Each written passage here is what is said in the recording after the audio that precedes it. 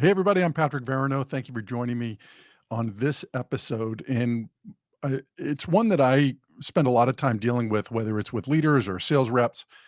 It's understanding the no, right? We're generally focused on how do we get people to say yes. And there's a lot of workshops and a lot of data in regards to what are the principles that allow somebody to say yes. But in my experience, I think there's a step before that.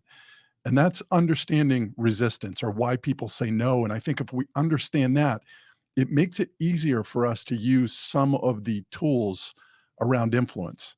So, in that regard, what I wanted to do was really talk about what is influence. And there's a definition that I will sort of use or present. But also, I want to talk about what are the reasons that people resist. And there's a model that I created called GREAT, which is around 5 resistors. Now, is there to say that there are 5 and not 7 or really 3? Um, I don't know. But what I will tell you in my experience, whether it was as a sales rep or certainly now utilizing it, what I have found is that when people understand the resistors, why somebody says no, whether it's about buying a product or a service or anything else, or selling a vision on where we're going to go, that if we understand potentially why somebody is going to say no, it makes it easier for us to then be able to get somebody to say yes to our request or to follow our lead.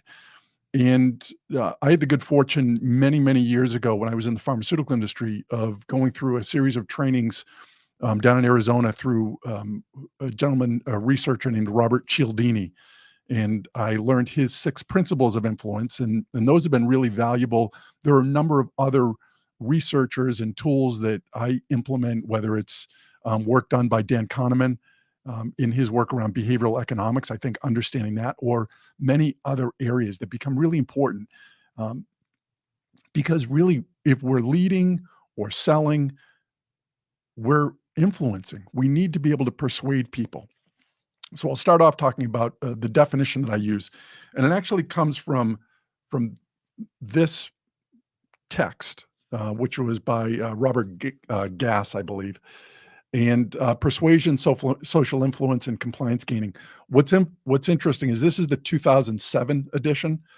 This is a more recent one. My son, who actually graduated from Xavier University a few years ago, was taking a communications class and was going through and using that book. And I said, well, after you're done with the class, save the book. And I will jokingly say that that's probably the most expensive book I have ever paid for, based on a college education, is having that book. I could have got it far cheaper if I just got it off of Amazon. But it is a great book in terms of talking about a lot of the different strategies as it relates to influence. And the definition that they use in regards to influence is involving one or more persons who are engaged in the activity of creating, reinforcing, modifying, or extinguishing a belief, an attitude, a motivation, or a behavior. And I think that is so important for us to understand that really when we influence or we sell something, we're doing one of 4 things. We're either um, creating, which is really about asking somebody to do something new.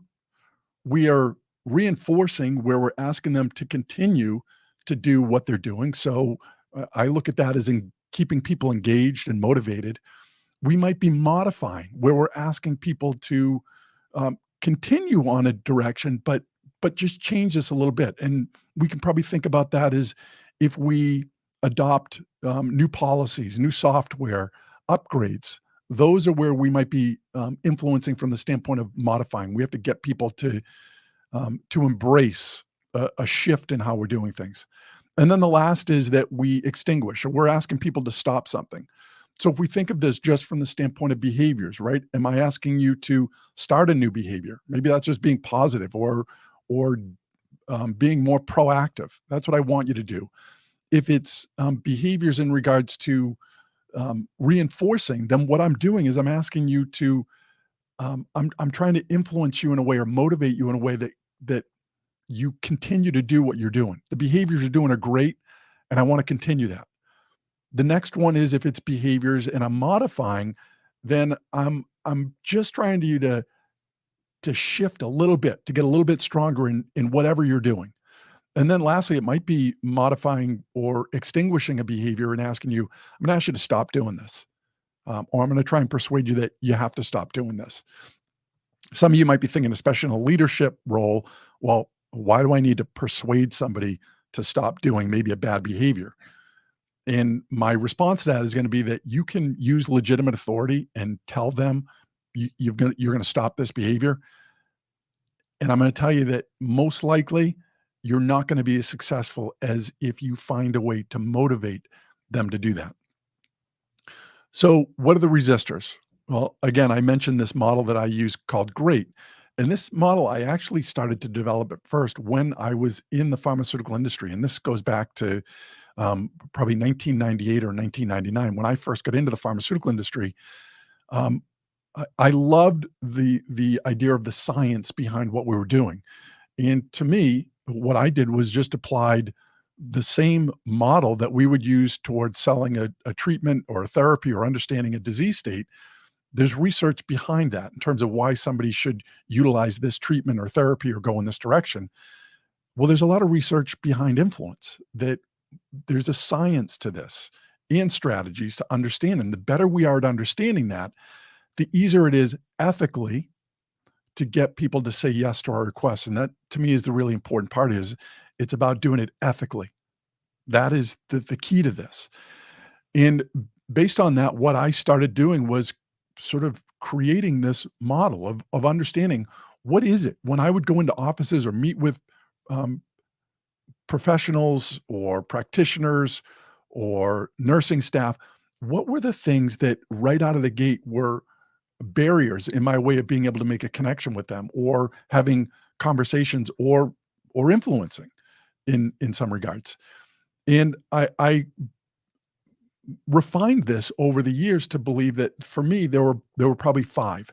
And what I did was again, I created this model called GREAT that each one of these I looked for research that backed up why this really was a resistor, why people might utilize this as a way to not want to say yes to what I was requesting.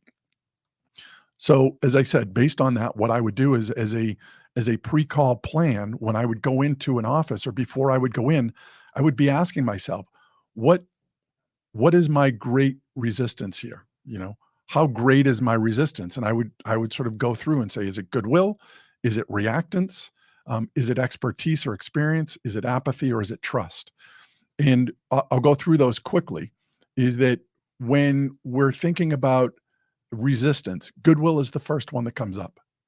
And again, whether I'm leading a group and asking them to take a certain direction or do certain things, that a natural resistor for them is goodwill. And that's really about asking, is what you want from me, what you're asking me to do, is it just in your best interest or are you thinking about my best interest as well? And I'll give you an example of that. I was working with a healthcare organization. I was working with an executive who had created an initiative that he was trying to implement within one of the groups that reported to him.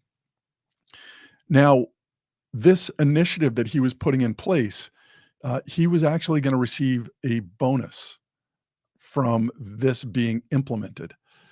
And none of his staff were told about that. But eventually they found out, and rumors got around that what this executive was asking them to do or implement, they were the ones that were going to be doing most of the work to make sure that this got implemented. And they found out that this individual was going to receive a bonus based on the successful implementation of this new system. So when you think about that from a standpoint of goodwill, what do you think happens? Right? There was a disengagement. There was a resistance to wanting to follow through on this because people look and say, wait a minute, you're pushing for us to do this, but it's because you benefit from it. And basically you benefit from it on our backs is how many saw that as happening.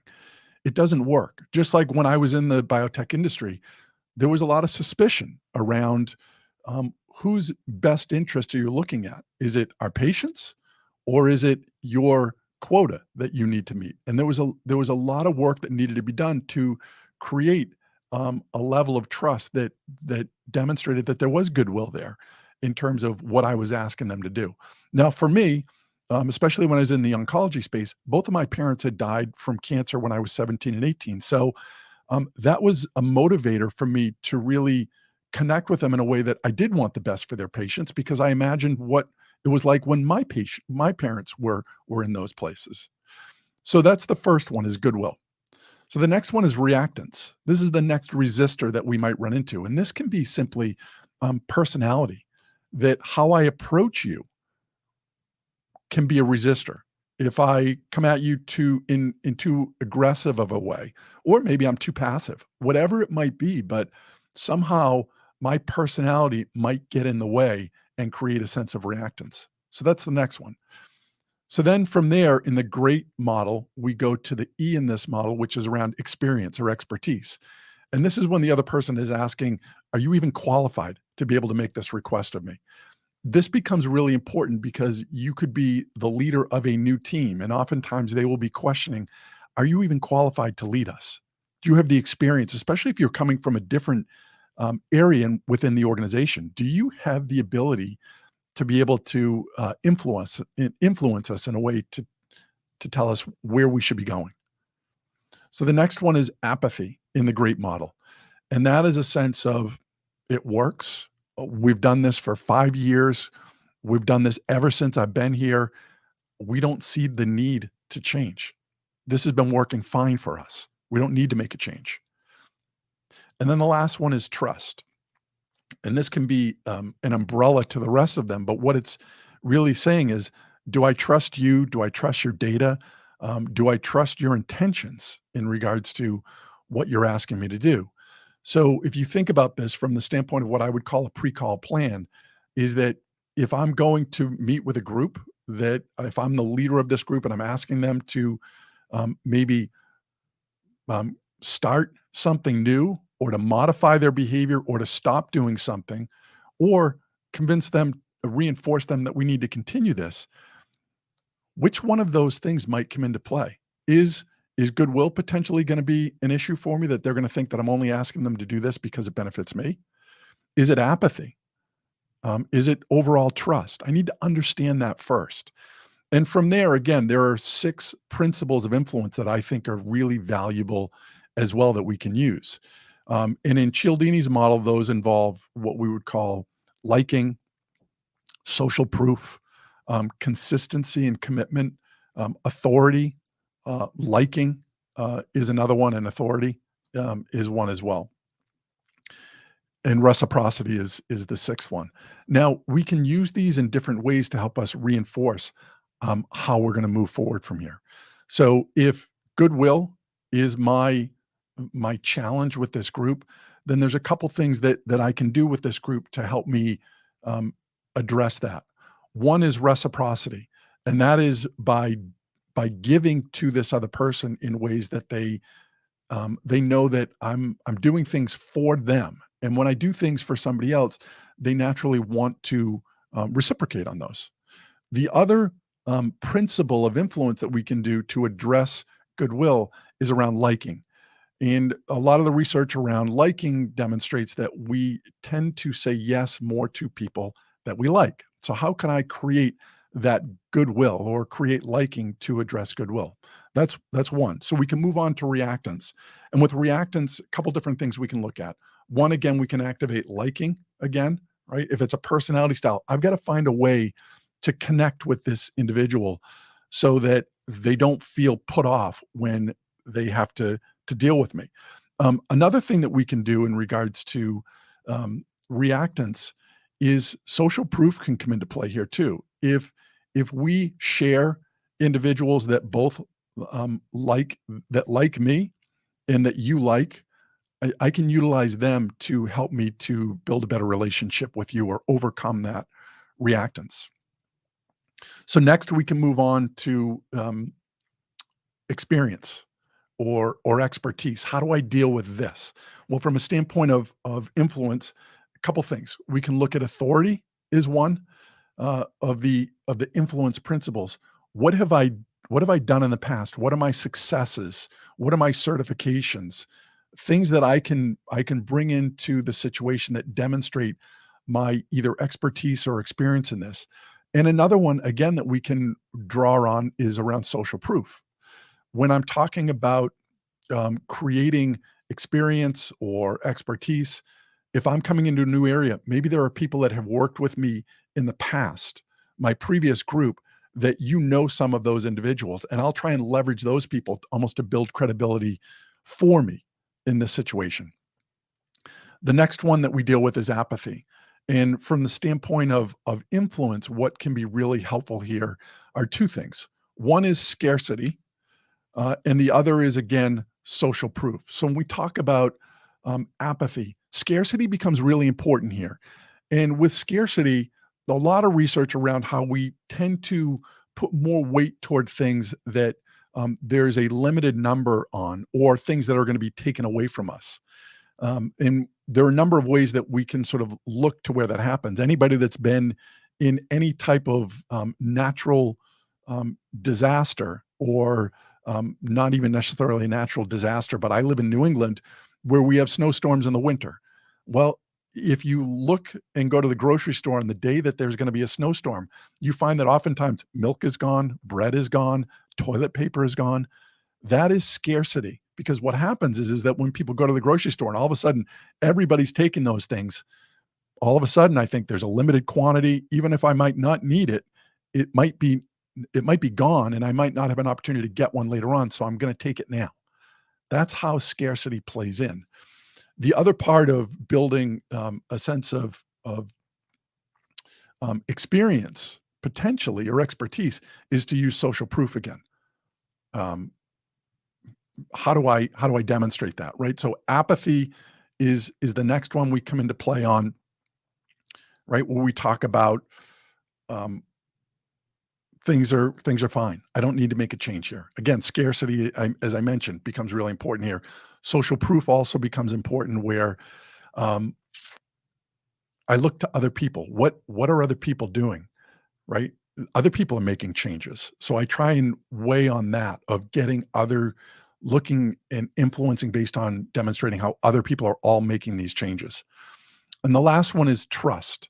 And with trust, we can look to a couple different things, right? We can look to authority, right? What's my previous experience been? I can use that principle of influence to help me demonstrate a level of trust. I can use liking as an ability to develop trust, and I can also use, again, things like social proof to build trust in sort of third party to be able to help to do that. So that's the model. Great. How great is my resistance? When we understand that and tap into that first in terms of why people say no, either buying a product or a service or following the direction that we're asking them to go, taking an inventory of those, pre-call planning almost helps us to be more effective in terms of what we are going to use as a principle to create influence going forward. It is one of the, I think, most powerful ways that we can start to understand a more ethical way to create environments where people say yes to our requests. As a final here, what I'd end with is that if you haven't used Chat GPT at all, this is a perfect opportunity. This tool, based on the information that I've talked about here, if you're challenged with, well, here's my situation, how do I use this? You could use Chat GPT to be able to help you understand, like, how do I use this? So as an example, before this, what I did was I went in and I plugged in this book into Chat, and I said, can you give me an overview of this book? And what it did is it broke down based on the author, what the main points of this book were. Now, it's not going to go into great detail on it, but it's going to provide opportunities and direction for you to say, if I'm a leader and I'm trying to create this environment, and I'm I'm challenged right now with goodwill, how can I use the principles of influence to help me address this?